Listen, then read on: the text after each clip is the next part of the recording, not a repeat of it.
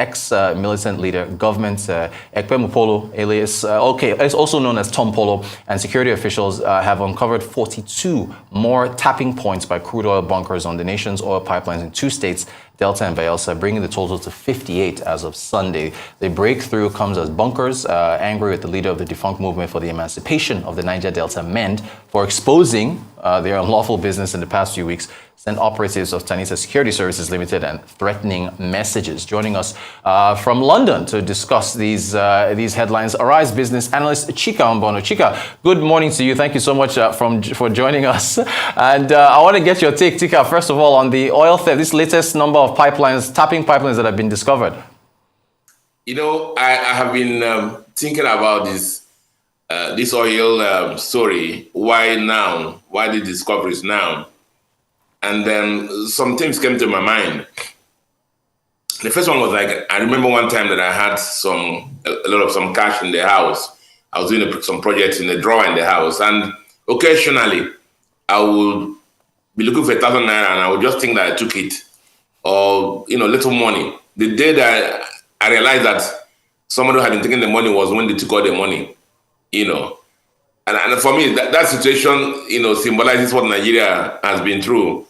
Maybe when the oil was pouring and we were doing above 2 million barrels a day, nobody knew. We didn't care about this, these thefts, even though people were stealing. But because, things are so bad now. So we just realized that people have been stealing our oil. And as a lot of oil analysts have said, nobody knows whether this was 9 years ago. A lot of people have said that this precedes 9 years ago and is longer than that.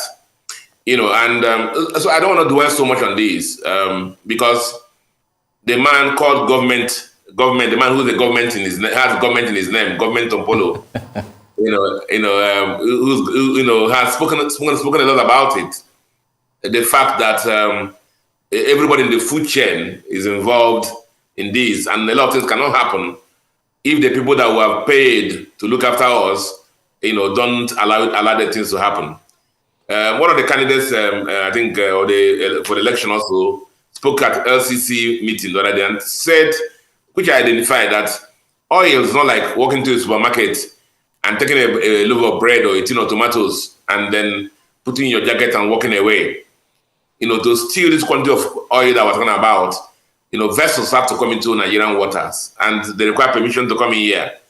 And then vessels have to leave Nigerian waters and they require permission to leave also. And so use your tongue and count your teeth and you will know what is happening.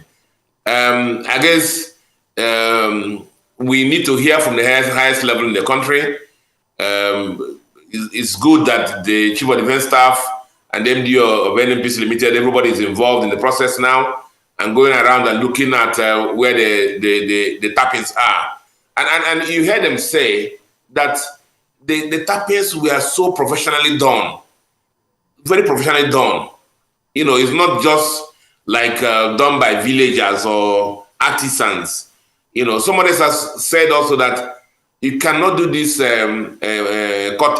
tappings when there's crude oil flowing through the line. So you need to have advanced information that there's no crude in that line to be able to tap. So it tells you the big picture that everybody in the chain is involved. My normal slang that the money is very sweet, and when the money is very sweet, everybody in the food chain, from the bottom of the pyramid to the highest level, is involved. We have this saying that the IG, the Inspector General of Police, cannot say that he doesn't know what happens at the checkpoints because he was once a DPO. So the chief of naval staff, the chief of everybody, everybody should, in the interest of the nation, as government Tompolo said, that if care is not taken, we may not have any revenues to run the government, and that's the risk for us. And so this is a national crisis, as these people that are the Speaker of the House of Reps, the Senate President, that have spoken. Everybody is speaking now about it. It's a national crisis, and then we should pursue it with that strength and energy and commitment that we have used to chase lesser perceived enemies in the country. Thank you so much, Chika. Well said. One also still on oil and gas, fuel subsidies. The senators saying they want to push it to the end of the year, that they don't want Nigerians attacking the new administration. What do you make of that? Well, I mean, the first thing is that there should be a provision in the budget for a subsidy, till the end of 2023. I identify with that.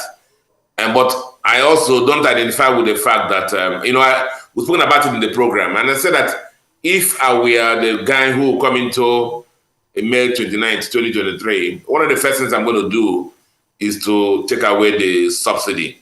I'll speak to the nation, and a lot of issues were already addressed on why this should be done. And the sacrifices that we're going to make from the top by leading by example. And then even President Buhari, who was an arch enemy of this subsidy, has finally come home to the roost and told us that subsidy doesn't profit anybody. Finally, thank God that he's come to that realization subsequently. So we said subsidy does not work for any economy. It doesn't work for us, and we need to remove it. But there must be a system to remove it. And politics plays a lot of role in economics, and so letting the subsidy expire in June 2023, once the new government comes into power, may be difficult to manage, especially as this existing government has not let the grants work for removing the subsidy and the issues that that it might bring on. So there must be a process to removing the subsidy we talked about. But should we remove the subsidy? Yes, everybody agrees on that. But what's the process? And this existing government has not put that process in place, and that's the problem. And so, because you don't do budget 2 times, maybe it's wiser to just provide for it till end of 2023, and then let the new government comes in May 29, 2023, immediately get to work, and having that reserve there, that providing the leverage to systematically remove the subsidy in place. Thanks, Chika. Just a minute ago. So are we saying we're looking at 2024 for any moves on subsidy possibly at this point? Well, I have not said 2024. I'm saying let there be a provision for it in the budget. So end of 2023. But if our amount is going to come in May 29th, I will say that even as we're campaigning now, as we're preparing our economic policies, one of the first things we're going to tackle is the removal of subsidy once we come into power. And then we walk through it. But what providing the budget gives you is the comfort that at least there's something there. You don't have to go back for appropriation again to the National Assembly for that. That's basically what we're saying. Arise business analyst Chika Mbono. Chika, thank you so much for discussing these pressing issues with us. We appreciate your insights as always.